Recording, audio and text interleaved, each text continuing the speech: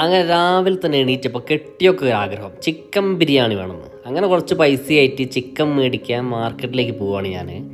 മുന്നേ എനിക്കൊരു YouTube channel ഉണ്ടായിരുന്നു, കുടുംബക്കാർ പോലും കാണാനില്ലാതെ പൂട്ടിപ്പോയൊരു ചാനലാണ് അത്. അതിനുശേഷം ആഫ്രിക്കയിലെത്തി ഇപ്പോഴാണ് ഒരു വീഡിയോ ഇടുന്നത്.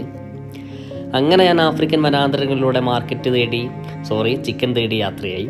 ഇവിടെ ഒരു മാർക്കറ്റ് ഉണ്ട്, നമ്മളത് പറയാൻ മറന്നുപോയി. ആഫ്രിക്കയിലെ മലാവി എന്ന് പറഞ്ഞ കൊച്ചു രാജ്യത്താണ് നമ്മളുള്ളത്.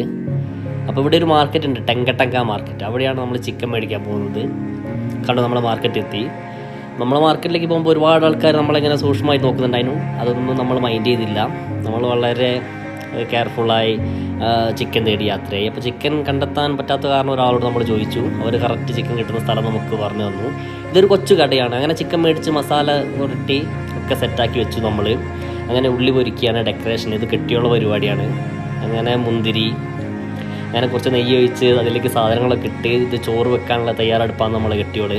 അങ്ങനെ കുറച്ച് വെള്ളം ഒഴിച്ചു. അടുത്ത അരി, കഴുകി വെച്ച അരി നോക്കുകയാണ് നമ്മൾ. കെട്ടിയോട് നല്ലതായിട്ട് ഇളക്കുന്നുണ്ട്. ഇളക്കാൻ എൻ്റെ കെട്ടിയോട് പണ്ടേ ബെസ്റ്റാണ്.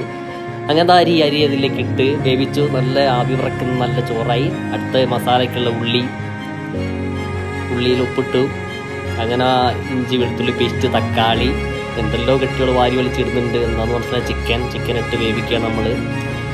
അങ്ങനെ അടച്ച് വെച്ചിട്ട് ഏകദേശം 10-15 മിനിറ്റിന് ശേഷം ഒന്ന് എടുത്ത് നോക്കിയപ്പോൾ വെന്തില്ല. വീണ്ടും ഒരു അരമണിക്കൂർ ശേഷം നോക്കിയപ്പോൾ കുറച്ച് വെള്ളമൊക്കെ വന്നിട്ടുണ്ട്. അങ്ങനെ ചോറ് സെറ്റായി. നമ്മളിത് ദമ്മിടുകയാണ്. ദമ്മിടുമ്പോൾ കെട്ടിയോളം ഒക്കെ എന്തൊക്കെയോ ഡെക്കറേഷനൊക്കെ പരിപാടിയുണ്ട്.